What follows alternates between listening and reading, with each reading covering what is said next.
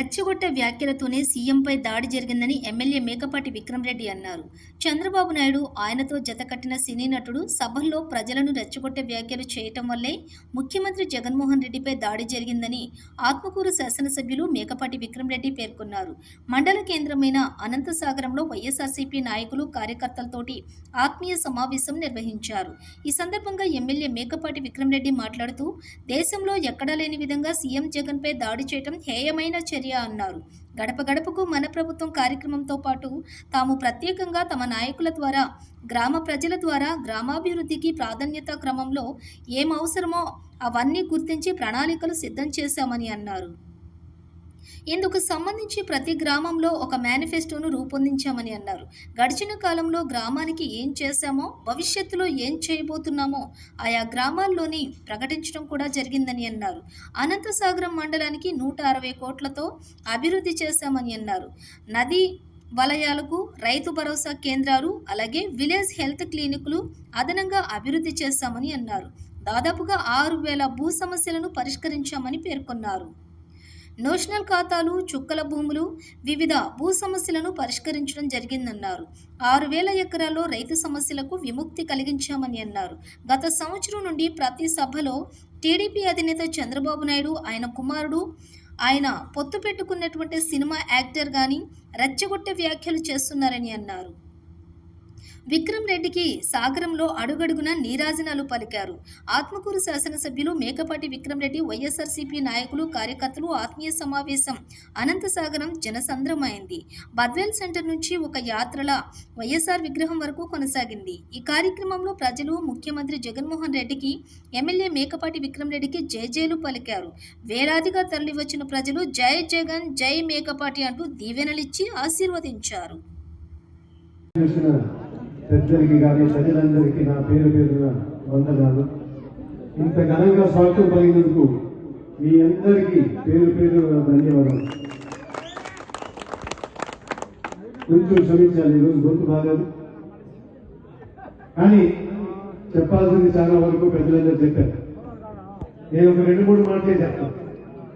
ఈ 5 సంవత్సరాలు అనంతసాగరం మండలానికి మన ప్రభుత్వం ఏం చేసిందని ఒక 2 నిమిషాలు తెలియపరచాలి మీ అందరికీ. ఈ మండలానికి దాదాపు 160 కోట్ల నిధులు మన దగ్గర పంపించడం జరిగింది. అయ్యే కాకుండా అభివృద్ధికి దాదాపు 10 కోట్లు, మిగతా సచివాలయాలు కానీ, స్కూళ్ళు కానీ, వాటన్నిటికీ మళ్ళీ ఒక 15 కోట్లు పంపిస్తూ ఈ ప్రాంతానికి గ్రామానికి గ్రామ స్థాయి పరిపాలన తీసుకొచ్చారు మన ముఖ్యమంత్రి. రెవెన్యూ సమస్యలు చూస్తే, రెవెన్యూ పరిధిలో చూస్తే మొదటిసారిగా దాదాపు 6,000 ఎకరాలు ప్రజల చేతిలో పెట్టడం జరిగింది. ఈ 5 సంవత్సరాలు చుక్కల భూమి కానీ, సాదా బైనామా కానీ, మిగతా అసైన్మెంట్ ల్యాండ్ కానీ, రకరకాలుగా రెవెన్యూ సమస్య ఏమేమి ఉన్నాయో దాదాపు ఈసారి మన ముఖ్యమంత్రి గారి చర్యలు తీసుకొని ప్రజలు మళ్ళీ వాళ్ళకి ఒక హక్కు తయారు చేసి ఒక ఆస్తి రూపంలో చేశారు. 6,000 ఎకరాలు ఎంత విలువ లేదు అందరూ చూసుకుంటారు.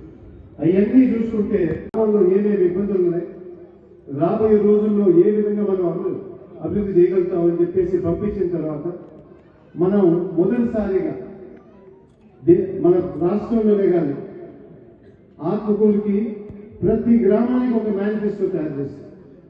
ప్రతి గ్రామానికి మేనిఫెస్టో చేసి మీరిచ్చిన సూచనల ప్రకారంగా, లేకపోతే మీ నాయకుల ఆలోచనల ప్రకారంగా మేము వచ్చి చూసిన తర్వాత ప్రతి గ్రామానికి మేనిఫెస్టో చేసి ఈ 5 సంవత్సరాలు ఏ విధంగా మేము ప్రతి గ్రామాన్ని అభివృద్ధి చేయబోతున్నామో ఒక మేనిఫెస్టో తయారు చేస్తాం. అందుకే ప్రతి గ్రామంలో, ప్రతి సచివాలయం దగ్గర ఒక 2 బోర్డులు పెట్టాం.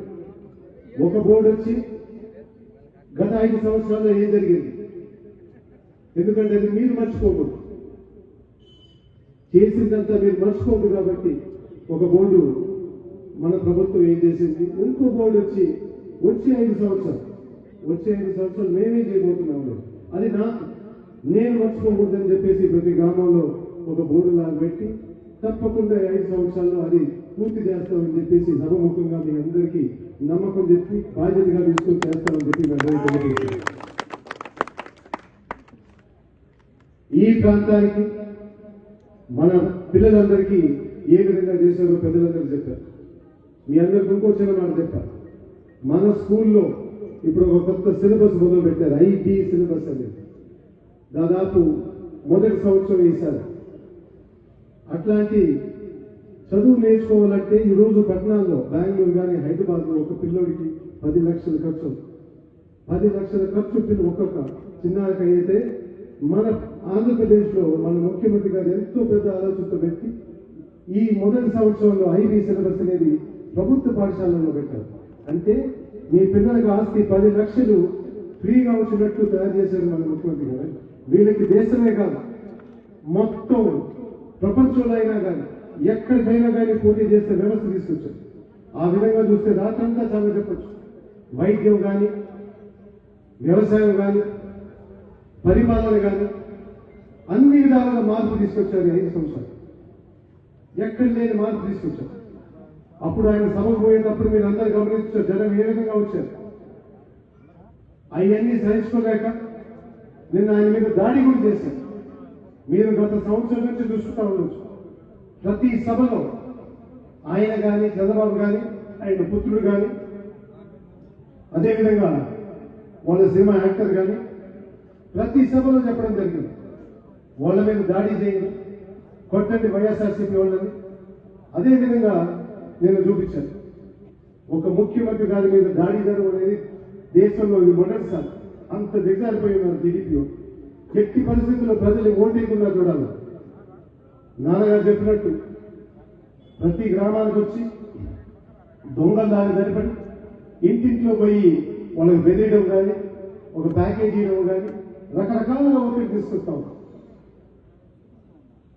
అదేవిధంగా వీళ్ళు కూడా ఆయనకి సొంతంగా బలం లేదని చెప్పి చంద్రబాబు గారు మళ్ళీ పవన్ కళ్యాణ్ తీసుకొచ్చారు. మంచి నట్లు బాగానే.